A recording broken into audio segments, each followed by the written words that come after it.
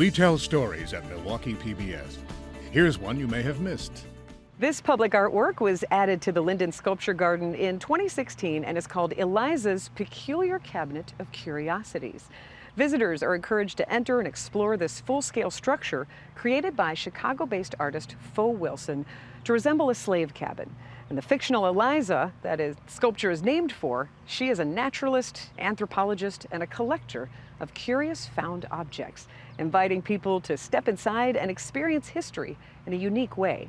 Our next artist is preserving nature in his own unique way. Scott Boras is a wood artist in Waukesha. He transforms logs into natural edged bowls with particular care to preserve the true character of the trees. He shows us his process and shares why he now only chooses to work with Wisconsin woods.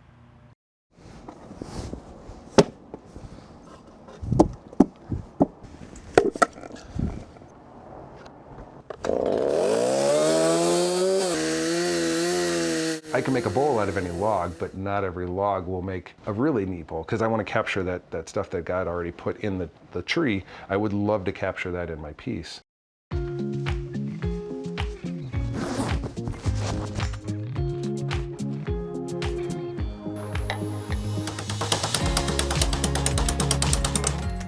I am Scott Boras. I am a wood artist. So I just started as a small stuff that we needed for the house, plus for other people. And then the turning came in when I got a lathe, and I just thought I could do something with small chunks of wood.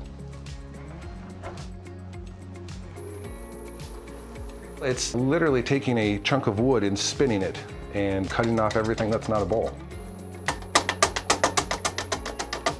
Carvers, I think they can make shapes that we can't do, because we're kind of still stuck with the rounder shapes, but it's a lot quicker, because while that thing's spinning, I can go and send shavings flying.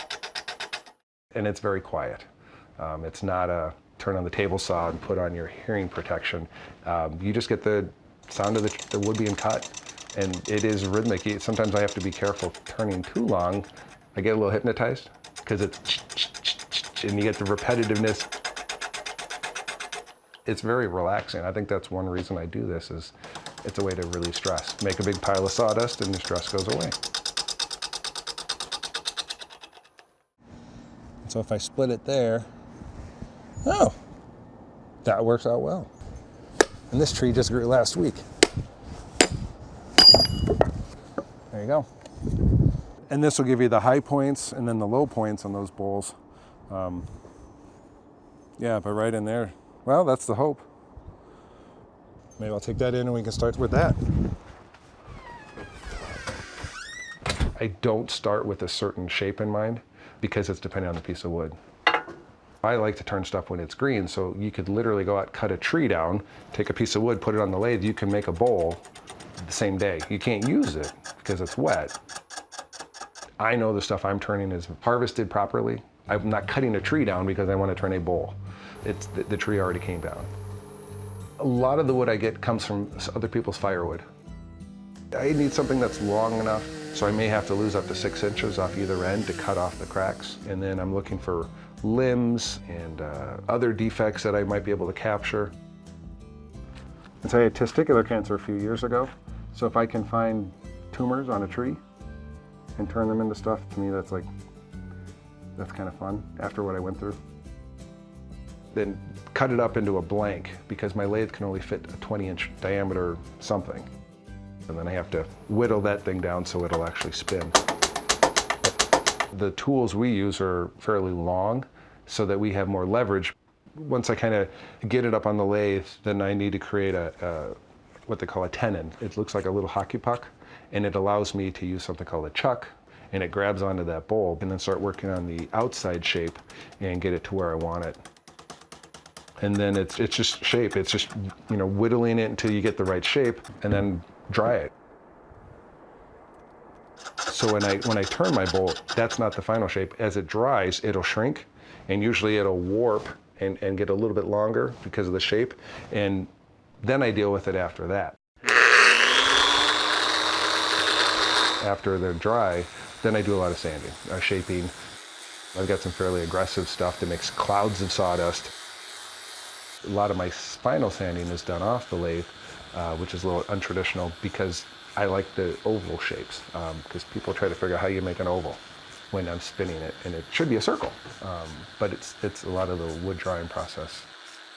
So everything's done in my lap, sanding with different things that I found, and putting the finish on, I don't want to have sanding marks. I think Wisconsin has a wonderful mix of different woods to use. I don't have no desire to turn anything from outside Wisconsin anymore, just because I think Wisconsin's got a perfect climate for the right types of wood. So I love telling people where their stuff grew, can have the connection, that story. That's important to me. I would love to have the bowl stay empty. If I can do something, find some cool shape in a bowl that you don't want to cover up, then I win. So I leave that up to people how they use it, but if they don't use it for anything, I think that's cool too, because the neat, what's on the tree is fun to show off. I think this is a cool way to take something that other people burn for firewood and make art out of it. Watch the Arts page on Milwaukee PBS and watch online at milwaukeepbs.org.